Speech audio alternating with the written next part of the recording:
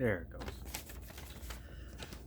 Okay, today we're doing a Legacy Project Aidenbelt Chronicles interview.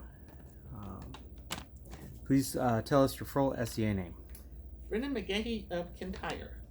And the way we came up with it, I kept saying I like my name Brenda. I didn't want to get something else. And our head of our household that we're in at the time came up with Brenna.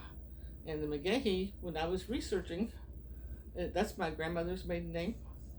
And when I was researching it, I found out that her family actually, even though I always heard they were from Ireland, they came from far north of Scotland, up in the lands of Kintyre.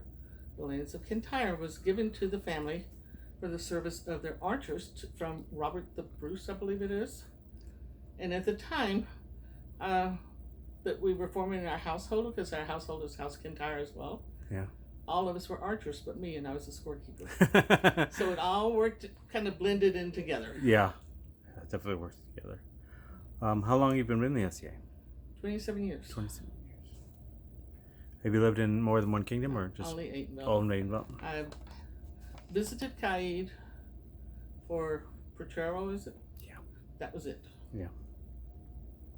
Do you remember your first SCA event? It was investiture.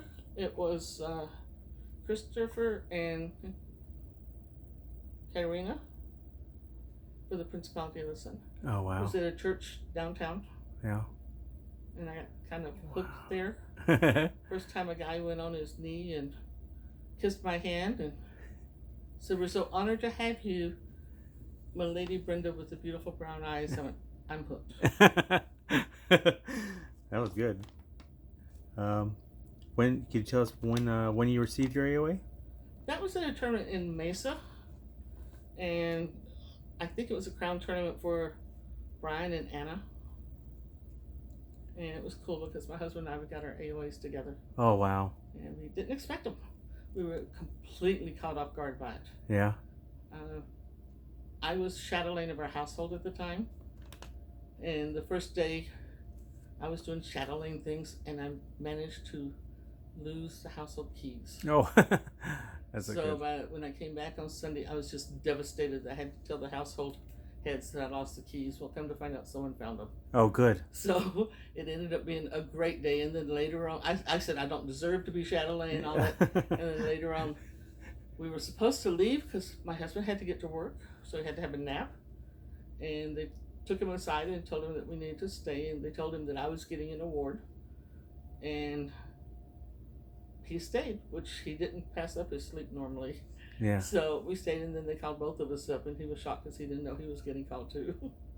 That's really cool. Do you remember the first crown tourney you attended? The first crown tourney? Yeah. That was that one. Brian and Anna. Brian and Anna? Wow. The same weekend that we got our AOA. Wow. And we got our AOA from Alan and Corsand from up in Artemisia. Oh, wow. Is there an event that you autocrated that you remember? One of your first ones that you were an autocrator or steward for? I was feastocrat for one. Yeah. I autocrated several, including Australia War. Oh, wow. But the feastocrat one was the one that stood out in my mind more than anything. Mary Margaret was my peer, and she was the autocrat. Yeah. And she asked me if I would help with some of the food. Yeah. I said, yeah, I could cook, because she knew I cooked good. Right. And we're sitting at a fighter practice, and I go and I buy one of the Chronuses, the newsletter, and I'm flipping through and I'm reading, and I literally chumped. There were, what wrong? Feastocrat? You said help. What do you mean feastocrat? She said, well, that's helping. Yeah. So I became feastocrat, and it was supposed to be $10 per person, paid in advance, for the feast on Saturday, breakfast on Sunday, and lunch on Sunday. Oh, wow. So 3 meals for $10 a person. I can't beat that at I all. learned about donations. Right. I would approach the households and what have you and ask them for donations. Yeah. And then when I was cooking, I was doing some frying of some stuff on lunch on Sunday.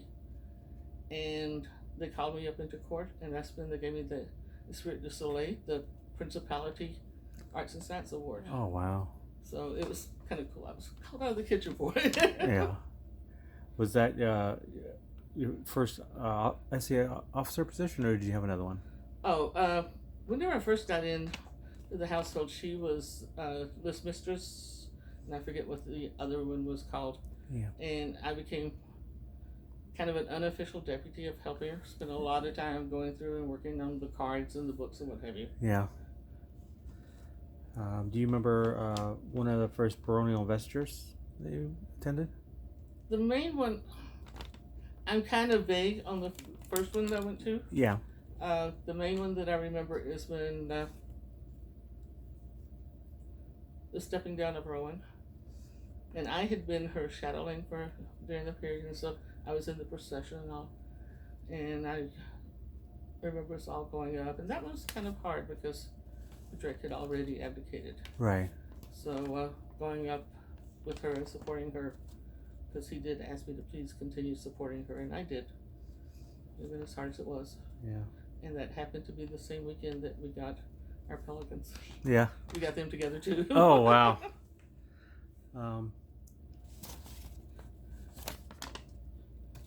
So, could you tell us how you chose your heraldry? Our heraldry, Yeah. I got a little picture of it. Okay. Our household colors are purple, blue, gold, and black. And I finally became an archer. I had a hand disability, so I couldn't do the regular. My husband made me a wimpy crossbow.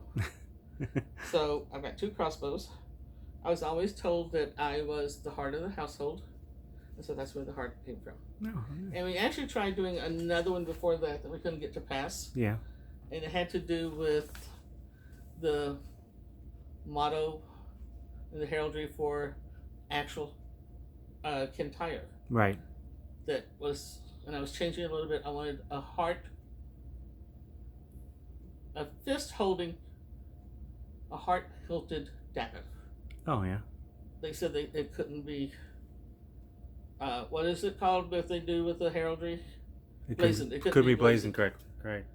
And I said, well, several people told me how it could be blazoned. They said no. Oh. So we had to come up with something else. It took about 3 or 4 years for us to do it. Yeah. Can you tell us about a demo that you attended? One of the first ones that you attended? That was Mary Margaret again. Yeah. She was going to Phoenix College. I think she was a student and also helping with some classes. And she had one on garb. And she got a bunch of us together. And my husband, Ken, aka Leaf, which is here, we had a whole shtick going with getting married. So I had this wedding dress, which is in black, because my persona wedding dress would have been in black. And I did all the trim. I wove all the trim on it and everything. And it was a fun weekend. And she needed some help with this demo of clothes, and so I said only if I can wear my wedding dress. Yeah. And I carried several others, but we were showing them the different styles that we had, so it was pretty cool. Out of the many memories you do have in Australia War, is there one that sticks out to you that was kind of interesting or neat? Or I was thinking last night about all the different ones, because I was administrative assistant one year. I was deputy main one year, and then I was main one year. So I was trying to think of all the different ones, and none of those were the ones that stuck out the most. Yeah. The one that stuck out the most was before we joined, actually. Oh, wow. We had been having problems, and we were in counseling, and they gave us homework. Our counselor did. We had 3 wishes. Right. We could refuse one, but if we refused one, we couldn't refuse another one. Right. Well, he was into hiking and bike riding and all that. I wasn't. I was into going to theater, movies, and things like that. Right. I was afraid if I refused one, the one I couldn't refuse was going to be bad. So he chose one of them to go hike the Australian mountains. Oh, wow. And we happened to both be off on President's Day weekend. Oh, wow. So we went hiking Australian mountains. We had to park across the park from it. We went through this field with people in armor yelling at us to move. And we got to the other side and we went up the mountain. Right. And we were taking a break and we were sitting up at the top of it, and discussing the group down below us and how strange they were. Yeah. And we said, well, it's got to be a cult of something. So we went down and I was heading for the privy. And I went by what I now know as Merchant's Row. Right. And I saw this ring that I fell in love with. Yeah. And I told the guy, I said, we just came hiking. I have no money. Are you going to be here tomorrow? He said, no, my lady, but we're here every year, President's Day weekend, so come back next year. So the next year we were doing better, and he gave me for an anniversary present. Our anniversary is February. For an anniversary present, he gave me the Renaissance Festival on Saturday and on Sunday. That thing they do down at Australia Park. Right. We went down there, and I'm going up and down. We're doing like we did the swap meets. We wandered differently, no turn corners, but just go down. Yeah. After a couple of rows, he caught up with me. He said, this is nice. This is for people who do this. I'd never do this. I'd never put on these funny clothes. So some things happened with my daughter and her college and Magical Feast and what have you. We were put in touch with some people at the SCA. And we ended up going to some events and joining. And the next Australia War, I'm sitting in the middle of our encampment, sewing buttons on, and I start laughing like everything. He said, what's so funny? I never do this. I never wear these funny clothes. This is for people who do this. Here's your funny clothes, my lord. That's a really cool one. Now, you can either talk to me about a feast that you did, or a feast that you attended that maybe that stood out to you that was kind of special or different. Or one of the special ones to me, I think you were there too. It wasn't actually SCA, but it was an Elizabethan feast. Oh, yeah. Because it was put on by some SCA people. Right. And I think just about everyone involved in it was SCA, but it wasn't SCA sanctioned. Right. But what I thought was so cool was that we had to do a lot of research. And we built our little stools for sitting on. I did woodwork. I never done woodwork. Well, I had one time. Right. But anyway, we had some plates that was made for us. Our knife and our spoon, our goblets, all of that was made for us. Had to help. I decided to study about the food and what have you. Yeah. Learned how to eat back in that time, to where you would, if you put your hand to your mouth, you could not use it to take it out of the one thing again. Yeah. You use your hands for everything. And just learning about the food and everything, I thought was very interesting. Is there someone that you met in the SCA that you consider very special to you? Yeah. Betty Jo Collum, Cecily de la Ward. We used to do the Devonshire Ren Fair. We had the combat archery booth. And Leaf would put on armor, and the kids would shoot at him. Or some of the adults, Arthur shot at him one time, and he moved way back from that one. But this one woman, she came with her 2 kids quite often. Yeah. And the kids were enjoying shooting as a mad Viking. Right. And so we got to talking, and then she came to some events, and we got to be friends. And she was my chatelaine when we started our household. Yeah. And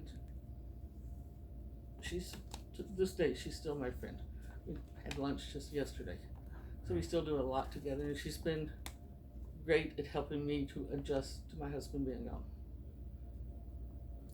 gone. Could you tell us about an award that you received that was special to you? They've all been special. All been surprises too. Yeah. Every single one. I think the 2 most special ones was our pelicans and our court baronetcy. Oh yeah. Because we got them with their AOA. All 3 of those we got together. Yeah. And getting it together, I think, is what made them even more special. And not expecting it. Yeah. You could have knocked me over with the feather every time. So how long have you been in the SCA, did you say? 27 years. 27 years. What keeps you playing in the SCA? a long time ago, I would have said the different things I was involved in with the people. I think Leaf got sick, and we had to take a break because it was really hard with his oxygen. He has COPD, and then he was in the hospital for 118 days before he died. So we couldn't do things for a while, and I've gone to 2 events since he passed. So trying to get back into it, but it's hard. Yeah.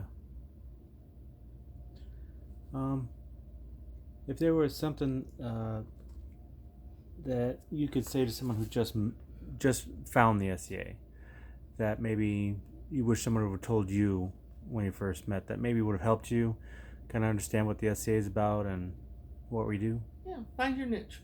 Find what you want to do. Don't let anyone force you into anything. Don't join a household too soon. Look around. You don't have to belong to one. You can always ask people if you can camp with them. Most of the baronial lands have extra camping spaces that you can camp. Look around a lot. Don't jump into anything too fast. And if there's something that was done in medieval times, someone does it. And they all love to teach you. They won't hesitate to teach you. So look around, see what you want to do, play with it. If it's not right for you, then find something else. You can find something to do. That was the last question. I want to thank you very much for sitting and talking with us today. Thank you for asking me.